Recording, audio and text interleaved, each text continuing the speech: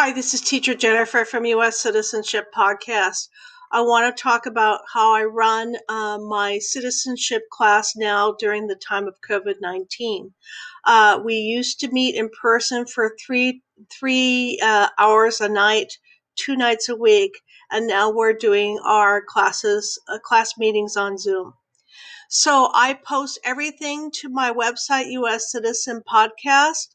It's U.S. Citizen pod.com, uscitizenpod.com. So I've had this website since 2007, and I've tried to post daily to this website. Recently, I have been numbering my classes so students can keep in order. So tonight, on the eve of Katiso, this is the class that I will be teaching. I always have certain sections in my classes. I always have a video of a practice interview. Usually the practice interview is based on the interview that I will be using this evening. And tonight's interview is called C5. So students do watch this as homework or as a way to get ready for the class.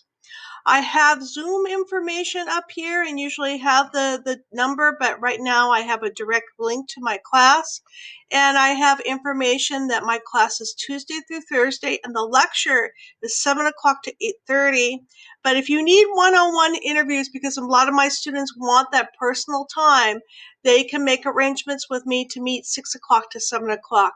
And I always log in early so students can practice or they can ask questions before the class begins.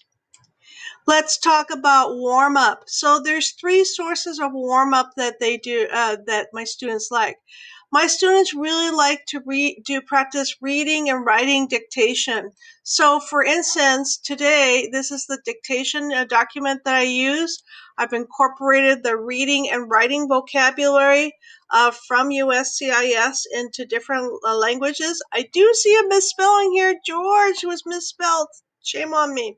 But I always do dictation questions related to either what we just studied in the previous session. So this is a way to review with the class, or I'm going to review things that are upcoming. So for instance, uh, um, Columbus and Indigenous Peoples Day is coming up, so we're going to be practicing American Indians lived here first, or Columbus Day is in October, or because we're talking about voting a lot, we're going to be doing things about we vote for the president in November.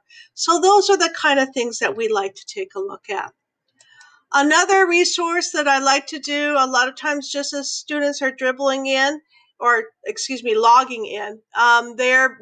looking at preparing the oath, and preparing the oath just did an update very, very recently, that now they're no longer using Flash, so students can watch these videos. There's one video for every single one of the USCIS questions.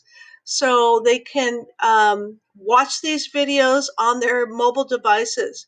However, there's also a good test. What are 2 rights of everyone living in the United States? So they want you to listen and then say the answer out loud, and then they'll give you a choice to choose from. So that's really great. So that's one of the ways that I'm practicing getting my students speaking out loud. Another thing that I do is that I use information from about the N400. Usually I do this as more students have come into the class.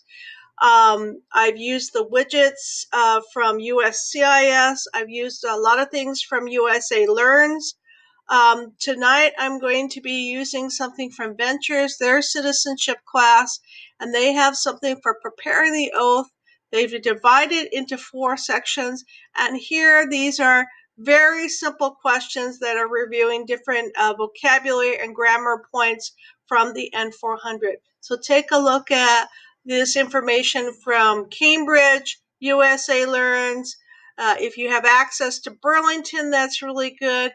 any of these resources that get students to remember what's going on with the N400 is absolutely great. So let me go back now to the three main parts of my class. I always start with the N400 because a lot of my students already know the civics questions and the answers, but I like to emphasize the N400, especially the definitions, so they actually understand. Now, when they go to the interview, it's not a vocabulary test, so students don't have to get so crazy about remembering the definitions, but they do need to know what they are agreeing to or what they're saying no to. So we do things from civics, and then we go on to integration exercise where I'm bringing together the N400 information and the civics information. Let me give you an example of the video or the interview that I'm doing tonight. This one is taken from Mix and Match Citizenship interviews. I have 20 interviews divided into 4 levels, and there's 5 versions of each level. So these are PDFs. So it's really great. I don't have to email these to my students. We simply do this online or comment on this online. I annotate the heck out of these various PDFs. So I'm using my Zoom tools to add students information or to define these a little bit earlier or to point out grammar points. So here, this is one that I'm starting to get deeper into the part 12 section, and I always end up with the Constitution. So you get a miniature N400 practice. And in the past, I've been able to send my students out into Zoom breakout rooms to do some practicing back and forth. Okay, now and I also have a version of this in Spanish as well. Next thing I want to talk about is I want to talk about civics. So I have things sometimes I go to elcivics.com to just get a little bit more color about individuals. I really rely a lot on the Smithsonian Preparing the Oath and the USCIS lesson plans, especially now where I don't feel really comfortable about putting textbooks on the internet because I don't want to violate any copyrights. So I basically try to go through things that are readily available to the public. So I have taken the information from Preparing the Oath, the transcripts, and I've turned this into basically pages that students can basically practice with themselves. So this one is specifically about Benjamin Franklin, and then they have some extra vocabulary. So this is going to be very interesting to talk about inventors, or what are some of the great inventions. When was the last time you went to the post office? When was the last time you go to the library? So taking a look at this vocabulary and talk about really what a Renaissance person, or revolutionary person, I should say, Benjamin Franklin really was. Then I always follow up with excuse me, I always follow up with one of the videos. So used to be with the old Preparing the Oath, I could stop the video and annotate the screen. Here, when you stop the video, it basically puts up a like a front page. So, but here it's going to be very important to point out, what does this mean? Why are they showing the Liberty Tower? What's this whole thing? Why is the horse? Uh, the person riding the horse, why is that important? What's this whole thing about a printing press? So discussing some of the images in that Smithsonian so richly and profusely provides is really important. And plus they have some really good exercises in this Preparing the Oath about organizing information. So that's really great. Okay, and here is one of the PDF, the beginning PDF from USCIS, and we basically take a look. We basically describe what we see. This is the Constitutional Convention. Can you basically talk about who are all these people in the picture? Can you even find Benjamin Franklin? So these are the things that we will be talking about this evening. We will do the exercises, and one of my favorite exercises is actually down here. When they're doing organization, so basically helping students manipulate information, organizing the information, letting students sometimes take control and do their own annotating of the screen is really, really important. Okay, now I want to get to the integration level.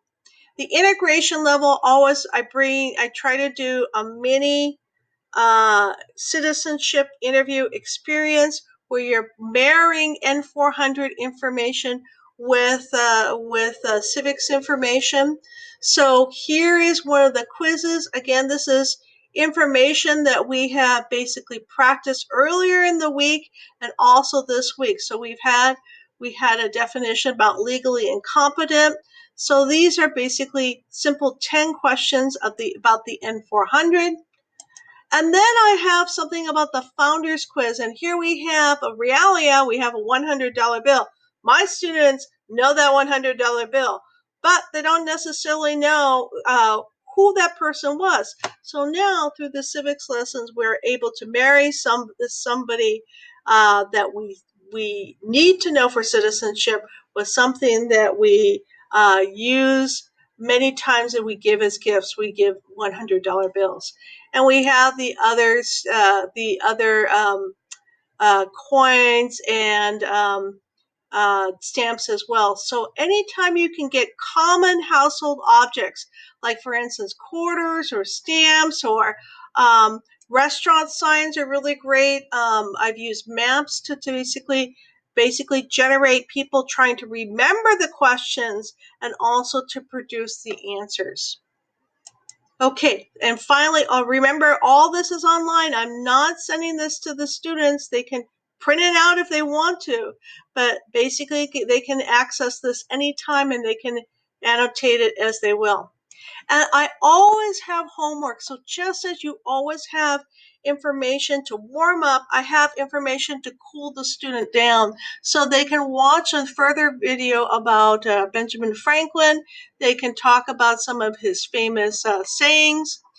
And if the student is looking for more information, on the side I have links to more resources. So for instance, Christopher Columbus Day or Indigenous Peoples Day is coming up, so I have a whole bunch of resources associated with that. We're coming to the close of Hispanic American Heritage Month, so lots of resources about that. So voting is coming up, lots of resources about voting. RBG and the Supreme Court vacancy, the Supreme Court, and then also I have some of my more popular PDFs on the site. So anyway, we have also more information on the top, but just getting the students to basically go through this in a logical way and then have them to come back and basically take a look at this information during the rest of the week is going to be really important. So thanks for stopping by. I know you will be teachers of great American citizens. Thank you so much. Bye-bye.